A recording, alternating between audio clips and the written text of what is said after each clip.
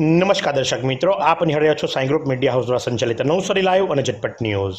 નવસારી જિલ્લાના ગણદેવી તાલુકાના ધમડાછા ગામની ઘટના। ધમડાછા ગામના વતની તેજસ વસી જે ખરા મંગળવારથી ગાયબ હતા। જી હા, એડવોકેટ તેજસ વસી મંગળવારથી ગાયબ હતા અને આજ રોજ એમનો શંકાસ્પદ હાલતમાં મૃતદેહ મળી આવ્યો। વાત જો કરવામાં આવે તો દેવધાથી કાયા તળાવ જતા માર્ગ ઉપર વાડી વિસ્તારની અંદર એમની જ માલિકીની હુન્ડાઈ કંપનીની સેન્ટ્રો કાર નંબર GJ21CB 2489 ની અંદર એમનો મૃતદેહ મળી આવતા ચકચાર મચી જવા પામી છે। વાત જો કરવામાં આવે તો એ વાડી વિસ્તાર છે। વાડી વિસ્તારની અંદર કામકાજ માટે આવતા મજૂરો દ્વારા જ્યારે કાર દેખાઈ અને કારની અંદર એમણે ડોક્યું કર્યું તો એમને એક લાશ દેખાતા તાત્કાલિક ધોરણે એમણે પોલીસને જાણ કરી। પોલીસ ઘટના સ્થળે આવી, સાથે જ FSLને પણ ત્યાં આમંત્રણ આપવામાં આવ્યું। FSLના અધિકારીઓ ત્યાં પહોંચ્યા બાદ સ્થળ તપાસ કરતા માલુમ પડ્યું કે એમની કારની અંદર બાજુની સીટ ઉપર એક શંકાસ્પદ પડીકી હતી અને સાથે પાણીની બોટલ હતી। એટલે FSL અધિકારીના જણાવ્યા મુજબ કદાચ આ આત્મહત્યા હોઈ શકે, પણ પોસ્ટમોર્ટમ અને FSLના અધિકારીઓ દ્વારા જ્યારે સંપૂર્ણ તપાસને ઓપ આપવામાં આવશે ત્યાર પછી જ મોતનું સાચું કારણ જાણી શકાશે। પણ આ વકીલ તેજસ વસી જે ખરા, એમના પત્ની પણ નોટરી છે, વકીલ વ્યવસાય સાથે જોડાયેલા છે।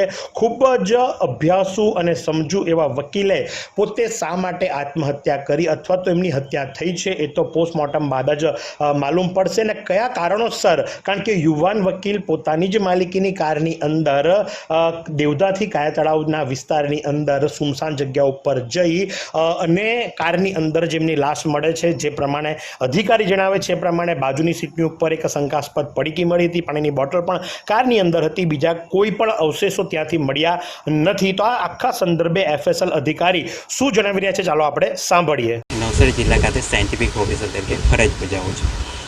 બનાવવાળી જગ્યાએ કેટલાક ઓબ્ઝર્વેશન કરવામાં આવ્યા છે।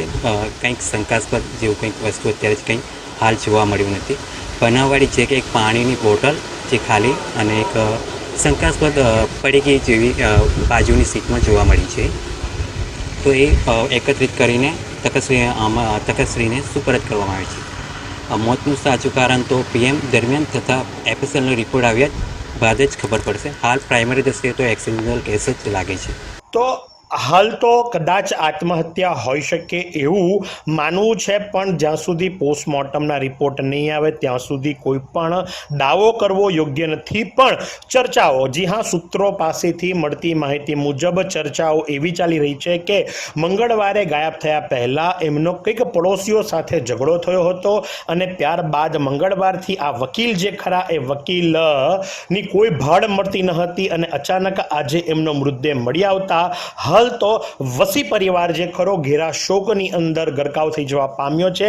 કારણ કે અભ્યાસુ, તજજ્ઞ અને જે ધારાશાસ્ત્રી એવા તેજસભાઈ શા માટે હત્યા થઈ અથવા તો એમની આત્મહત્યા કરી એ તો બાદ જ માલુમ પડશે। પણ જ્યારે પોતાના પરિવારની અંદરથી વહાલ સો ગુમાવવાનો વારો આવતો હોય તો પરિવાર હાલ તો શોકની અંદર ગરકાવ થઈ ગયો છે અને આ પ્રમાણે મંગળવારથી ગાયબ થયેલા ધારાશાસ્ત્રીનો આજે મુદ્દે મળી આવતા નવસારી જિલ્લાની અંદર ફરી ચકચાર મચી જવા પામ્યો છે। તો આજ પ્રમાણે આવા અવનવા સમાચારો માટે નિહાળતા રહો નવસારી લાઈવ અને ઝટપટ ન્યૂઝ।